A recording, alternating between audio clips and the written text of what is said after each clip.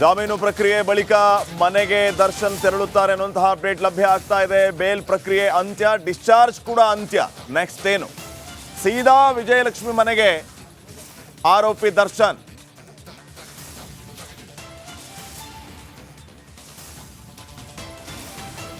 ಈಗಾಗಲೇ ಬೇಲ್ ಪ್ರಕ್ರಿಯೆ ಮುಗಿಸೋದಕ್ಕೆ ಅಂತ ಹೇಳಿ ಬಾಂಡ್ ಮೇಲೆ ಸಹಿ ಮಾಡೋದಕ್ಕೆ ಅಂತ ಕೋರ್ಟ್ ಹತ್ತ ದರ್ಶನ್ ತೆರಳಿರೋದು. ಅಲ್ಲಿ ಬೇಲ್ ಪ್ರಕ್ರಿಯೆ ಮುಗೀತಾ ಇದ್ದಂತೆ ಆಸ್ಪತ್ರೆಗೆ ಹೋಗ್ತಾರಾ ಅಥವಾ ಮನೆಗೆ ಹೋಗ್ತಾರಾ ಅನ್ನೋದು ಸದ್ಯಕ್ಕಿನ ಪ್ರಶ್ನೆ ಇದೆ. ಆದರೆ ಸದ್ಯಕ್ಕೆ ಬರ್ತಾ ಇರುವಂಥ ಮಾಹಿತಿಯ ಪ್ರಕಾರ ದರ್ಶನ್ ನೇರವಾಗಿ ಈ ಕಡೆ ಡಿಸ್ಚಾರ್ಜ್ ಪ್ರಕ್ರಿಯೆಯು ಅಂತ್ಯಗೊಂಡಿದೆ, ಈ ಕಡೆ ಬೇಲ್ ಪ್ರಕ್ರಿಯೆಯು ಅಂತ್ಯಗೊಳಿಸಿ ನೇರವಾಗಿ ಮನೆಗೆ ಹೋಗ್ತಾರೆ ಎನ್ನುವಂತಹ ಮಾಹಿತಿ ಲಭ್ಯ ಆಗ್ತಾ ಇದೆ.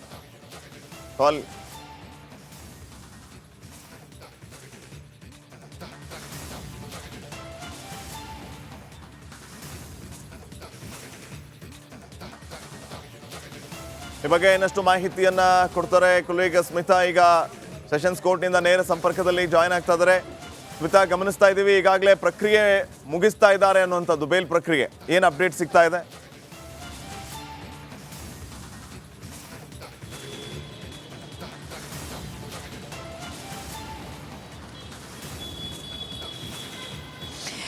ಸದ್ಯಕ್ಕಿನ್ನೂ ಇಲ್ಲ ಶ್ರೀಪಾದ್. ಯಾಕಂತಂದರೆ ನೋಡಿ, ನ್ಯಾಯಾಲಯ ಅಂದಮೇಲೆ ಅದು ಸಿರಿವಂತನೋ ಅಥವಾ ಸಾಮಾನ್ಯನೋ ಸೆಲೆಬ್ರಿಟಿನೋ ಯಾರೇ ಆದರೂ ಕೂಡ ಆರೋಪಿ ಸ್ಥಾನದಲ್ಲಿ ಹೋದಾಗ ಪ್ರೋಟೋಕಾಲನ್ನು ಫಾಲೋ ಮಾಡಲೇಬೇಕು.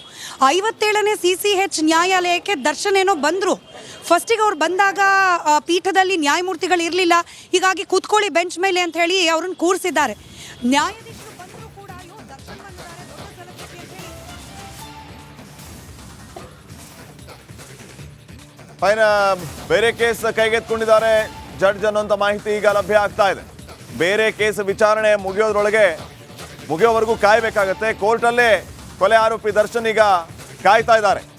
ಕೋರ್ಟಲ್ಲಿ ಜಡ್ಜ್ಗಾಗಿ ದರ್ಶನ್ ಕಾಯುತ್ತಿರೋದು. ಬೇರೆ ಕೇಸನ್ನ ನ್ಯಾಯಾಧೀಶರು ಕೈಗೆತ್ಕೊಂಡಿದ್ದಾರೆ. ಬೇರೆ ಕೇಸ್ ವಿಚಾರಣೆ ಮುಗಿಯೋವರೆಗೆ ಅಲ್ಲಿ ಇರಬೇಕು.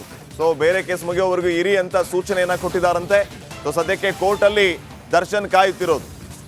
ಕೋರ್ಟಲ್ಲಿ ಜಡ್ಜ್ಗಾಗಿ ದರ್ಶನ್ ಕಾಯ್ತಾ ಇದ್ದಾರೆ. ಬೇರೆ ಕೇಸ್ ಪ್ರೊಸೆಸ್ ನಡೀತಾ ಇದೆ, ಅದು ಮುಗೀತಾ ಇದ್ದಂಗೆ ಇವರು ಪ್ರೊಸೆಸ್ ಅನ್ನ ಆರಂಭಿಸ್ತಾರೆ. ಎಸ್ ಸ್ಮಿತಾ, ತಾವು ಮಾಹಿತಿಯನ್ನ ನೀಡ್ತಾ ಇದ್ರಿ, ಓವರ್ ಟು ಯು.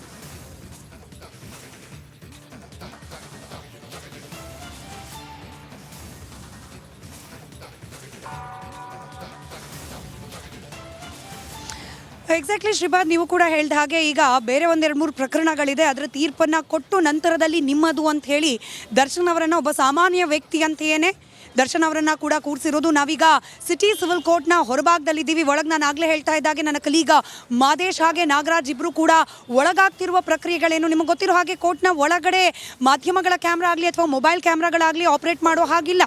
ಹೀಗಾಗಿ ಕೋರ್ಟ್ನ ಒಳಗಿಂದ ಅವರು ಮಾಹಿತಿಯನ್ನು ಕಲೆ ಹಾಕಿ ನಮಗೆ ಕೊಡ್ತಾ ಇದ್ದಾರೆ. ನಾಗರಾಜ್ ಹಾಗೆ ಮಾದೇಶ್ ಹಾಗೆ ಹೊರಭಾಗದಿಂದ ಇಲ್ಲಾಗ್ತಿರುವ ಚಟುವಟಿಕೆಗಳೇನು ಅದನ್ನು ದೃಶ್ಯವನ್ನು ನಾವು ವೀಕ್ಷಕರಿಗೆ ಸೆರೆ ಹಿಡಿದು ತೋರಿಸುವ ಪ್ರಯತ್ನವನ್ನು ಮಾಡ್ತಾ ಇದ್ದೇವೆ. ಸದ್ಯಕ್ಕೆ ಈ ಬೇಲ್ಗೆ ಸಂಬಂಧಪಟ್ಟ ಜಾಮೀನು ಪ್ರಕ್ರಿಯೆಗೆ ಸಂಬಂಧಪಟ್ಟ ಒಂದಷ್ಟು ಫಾರ್ಮಲ್ ಪ್ರೊಸೀಜರ್ಗಳೇನಿರುತ್ತೆ ಅದನ್ನು ಮುಗಿಸುವ ಅನಿವಾರ್ಯತೆ ದರ್ಶನ್ ಅವ್ರಿಗಿರುವಂಥದ್ದು. ಹೀಗಾಗೇ ಕೋರ್ಟ್ಗೆ ಆಗಮಿಸಿದ್ದಾರೆ. ಧನ್ವೀರ್ ಹಾಗೆ ದಿನಕರ್ ಕೂಡ, ದರ್ಶನ್ ಅವರ ಸಹೋದರ ದಿನಕರ್ ಅವರು ಕೂಡ ದರ್ಶನ್ ಅವರ ಜೊತೆಯಲ್ಲೇ ಇದ್ದಾರೆ ಅನ್ನೋ ಮಾಹಿತಿ ಇದೆ. ಈಗ ದರ್ಶನ್ ಅವರು ಈ ಜಾಮೀನಿಗೆ ಸಂಬಂಧಪಟ್ಟ ಫಾರ್ಮಲ್ ಪ್ರೊಸೀಜರ್ಗಳಿಂದ ಒಂದಿಷ್ಟು ಶ್ಯೂರಿಟಿ ವಿಚಾರಕ್ಕೆ ಸಂಬಂಧಪಟ್ಟಂತೆ ಇರ್ಬೋದು, ಡಾಕ್ಯುಮೆಂಟ್ಗಳಿಗೆ ಸಹಿ ಹಾಕೋ ವಿಚಾರ ಇರ್ಬೋದು, ಅದೆಲ್ಲವನ್ನ ಕಂಪ್ಲೀಟ್ ಮಾಡಿದ ನಂತರವಷ್ಟೇ ಕಂಪ್ಲೀಟ್ ಆಗಿ ಸ್ಮಿತಾ, ಒಂದೇ ನಿಮಿಷ ವಾಪಸ್ ಬರ್ತೀವಿ. ಕೋರ್ಟಲ್ಲಿ ದರ್ಶನ್ ವಿಚಾರಣೆ ಆರಂಭ ಆಗಿದೆ. ನ್ಯಾಯಾಧೀಶರ ಎದುರು ದರ್ಶನ್ ಹಾಜರಾಗಿದ್ದಾರೆ ಅನ್ನುವಂಥ ಅಪ್ಡೇಟ್ ಈಗ ಲಭ್ಯ ಆಗ್ತಾ ಇದೆ.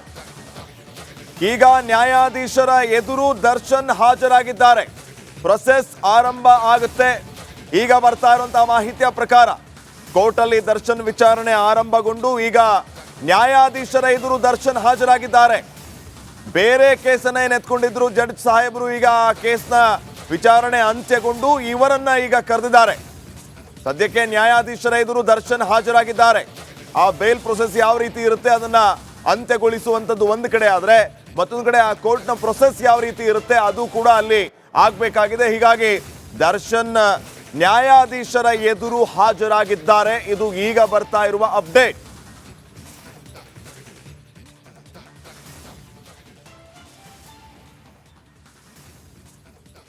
ರೈಟ್, ಕೋರ್ಟ್ನಲ್ಲಿ ಸೆಷನ್ಸ್ ಕೋರ್ಟ್ನಲ್ಲಿ ದರ್ಶನ್ ಜಡ್ಜ್ ಎದುರು ಬರಬೇಕಾಗತ್ತೆ. ಯಾಕಂತಂದ್ರೆ ಜಾಮೀನ್ದು ಪ್ರಕ್ರಿಯೆಗಳು ಏನು ಬಾಕಿ ಇದೆ ಅದನ್ನ ಮುಗಿಸ್ಬೇಕಾಗತ್ತೆ. ಹಾಗಾಗಿ ಅದನ್ನ ಕಾಂಪ್ಲೇನ್ಸ್ ಅಂತ ಹೇಳ್ತಾರೆ, ಅದನ್ನ ಮುಗಿಸೋ ಅಂತ ಒಂದು ಪ್ರಕ್ರಿಯೆ ಇದು. ಜಾಮೀನು ದೊರೆತ ಬಳಿಕ ದೃಶ್ಯಗಳನ್ನು ನೋಡ್ತಾ ಇದ್ದೀವಿ. ಸೆಷನ್ಸ್ ಕೋರ್ಟ್ ಅಲ್ಲಿ ದರ್ಶನ್ ಹಾಜರಾಗಿರ್ತಕ್ಕಂಥದ್ದು, ಜಡ್ಜ್ ಎದುರು ಅಪಿಯರ್ ಆಗಬೇಕು. ಅಪ್ಡೇಟ್ ಬರ್ತಾ ಇದೆ, ಬ್ರೇಕಿಂಗ್ ಅಪ್ಡೇಟ್ ಬರ್ತಾ ಇದೆ. ಕೋರ್ಟ್ನಲ್ಲಿ ದರ್ಶನ್ ಪರ ವಕೀಲ ಸುನಿಲ್ ಇದ್ದಾರೆ. ಅವರು ಕಾಂಪ್ಲೇನ್ಸಸ್ ಏನಿದೆ ಅದನ್ನ ಮುಗಿಸ್ತಾ ಇದ್ದಾರೆ. ಕಟಕಟೆಯಲ್ಲಿ ಕೊಲೆ ಆರೋಪಿ ದರ್ಶನ್ ನಿಂತಿದ್ದಾರೆ. ಅಲ್ಲಿ ಜಡ್ಜ್ ಎದುರು ಇವರ ಜಾಮೀನಿನ ಉಳಿದ ಪ್ರಕ್ರಿಯೆಗಳು ಏನಿದೆ ಅದನ್ನ ಮುಗಿಸ್ಬೇಕಾಗತ್ತೆ. ಸುನಿಲ್ ವಾದ ಮಾಡ್ತಾ ಇದ್ದಾರೆ. ವಕೀಲ ಸುನಿಲ್ ದರ್ಶನ್ ಪರವಾಗಿ ಅಲ್ಲಿ ಏನು ಕಾನೂನಿನ ವಿಚಾರಗಳನ್ನ ಮಂಡಿಸ್ತಾ ಇದ್ದಾರೆ. ವಕೀಲ ಸುನಿಲ್ ದರ್ಶನ್ ಪರ ವಾದ ಮಾಡ್ತಾ ಇದ್ದಾರೆ. ಕಟಕಟೆಯಲ್ಲಿ ದರ್ಶನ್ ಕೊಲೆ ಆರೋಪಿ ದರ್ಶನ್ ನಿಂತಿದ್ದಾರೆ. ಈಗ ಅವ್ರಿಗೆ ಜಾಮೀನು ಸಿಕ್ಕಿದೆ. ಇನ್ನೇನು ಕೋರ್ಟ್ನಲ್ಲಿ ಉಳಿದ ನ್ಯಾಯಿಕ ಪ್ರಕ್ರಿಯೆಗಳನ್ನು ಮುಗಿಸಿ ಅವರು ಮನೆ ಕಡೆ ಹೋಗ್ತಾರೆ.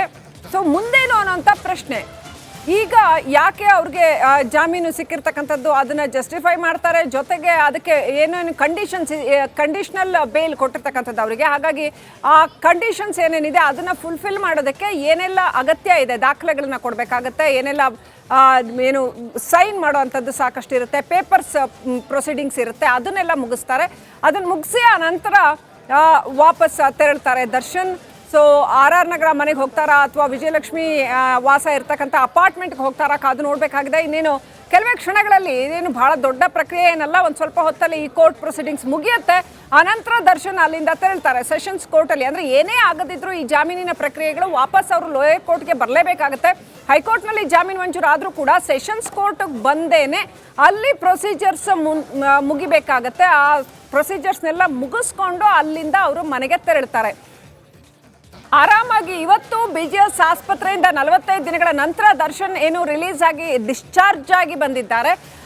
ಆರಾಮಾಗಿ ಅವರು ಹೆಲ್ದಿಯಾಗಿರೋದನ್ನ ನೋಡ್ತಾ ಇದೀವಿ, ಫಿಟ್ ಅಂಡ್ ಫೈನ್ ಆಗಿರೋದನ್ನ ನೋಡ್ತಾ ಇದೀವಿ. ತಾನೇ ಆರಾಮಾಗಿ ನಡೆದಾಡ್ಕೊಂಡು ಓಡಾಡ್ಕೊಂಡು ಇದ್ದಾರೆ. ಸೊ ಇಲ್ಲಿ ಮತ್ತೆ ಪ್ರಶ್ನೆ ಬರುತ್ತೆ, ಹಾಗಾದ್ರೆ ಆಪರೇಷನ್ ಕತೆ ಏನು? ಇಂಟ್ರಿಮ್ ಬೇಲ್ಗೆ ಆಪರೇಷನ್ ಆಗಲೇಬೇಕು ಅಂತ ಅಷ್ಟೆಲ್ಲ ಹೇಳಿ ಜಾಮೀನು ಪ್ರಕ್ರಿಯೆ ಬಳಿಕ ಮನೆಗೆ ದರ್ಶನ್ ತೆರಳುತ್ತಾರೆ ಅನ್ನುವಂತಹ ಅಪ್ಡೇಟ್ ಲಭ್ಯ ಆಗ್ತಾ ಇದೆ. ಬೇಲ್ ಪ್ರಕ್ರಿಯೆ ಅಂತ್ಯ, ಡಿಸ್ಚಾರ್ಜ್ ಕೂಡ ಅಂತ್ಯ. ನೆಕ್ಸ್ಟ್ ಏನು? ಸೀದಾ ವಿಜಯಲಕ್ಷ್ಮಿ ಮನೆಗೆ ಆರೋಪಿ ದರ್ಶನ್.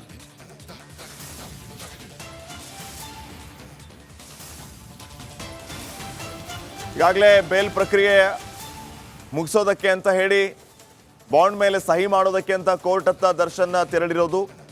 ಅಲ್ಲಿ ಬೇಲ್ ಪ್ರಕ್ರಿಯೆ ಮುಗೀತಾ ಇದ್ದಂತೆ ಆಸ್ಪತ್ರೆಗೆ ಹೋಗ್ತಾರಾ ಅಥವಾ ಮನೆಗೆ ಹೋಗ್ತಾರಾ ಅನ್ನೋದು ಸದ್ಯಕ್ಕಿನ ಪ್ರಶ್ನೆ ಇದೆ.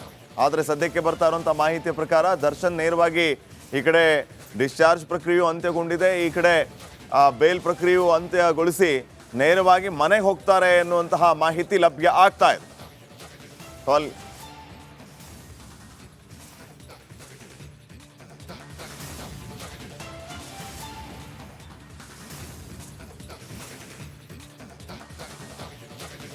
ಈ ಬಗ್ಗೆ ಇನ್ನಷ್ಟು ಮಾಹಿತಿಯನ್ನ ಕೊಡ್ತಾರೆ ಕೊಲೀಗ್ ಸ್ಮಿತಾ. ಈಗ ಸೆಷನ್ಸ್ ಕೋರ್ಟ್ನಿಂದ ನೇರ ಸಂಪರ್ಕದಲ್ಲಿ ಜಾಯ್ನ್ ಆಗ್ತಾ ಇದ್ದಾರೆ. ಸ್ಮಿತಾ, ಗಮನಿಸ್ತಾ ಇದ್ದೀವಿ ಈಗಾಗಲೇ ಪ್ರಕ್ರಿಯೆ ಮುಗಿಸ್ತಾ ಇದ್ದಾರೆ ಅನ್ನುವಂಥದ್ದು, ಬೇಲ್ ಪ್ರಕ್ರಿಯೆ ಏನು ಅಪ್ಡೇಟ್ ಸಿಗ್ತಾ ಇದೆ?